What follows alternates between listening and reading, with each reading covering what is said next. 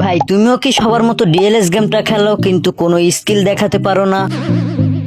তাহলে কোনো সমস্যা নাই, এই ভিডিওটাই তোমাদের জন্য। কারণ আমি এই ভিডিওটা দেখাবো ডিএলএস এর সবচেয়ে সেরা 5টি স্কিল, যেই 5টি স্কিল যদি তুমি ম্যাচে ইউজ করো তাহলে প্রতিপক্ষ পুরাই অবাক হয়ে যাবে আর ভরপুর ম্যাচ জিততে পারবে। समझ रहे हो समझ रहे हो आप।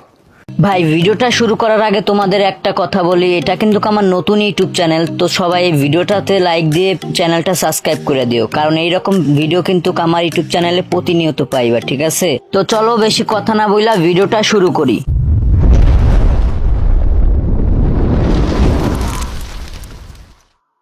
5 নম্বরে যে স্কিলটা রাখছি সেই স্কিলটা দেখানোর আগে তোমরা কি ভুল করতে, চলো সেই ভুলটা আগে দেখাই।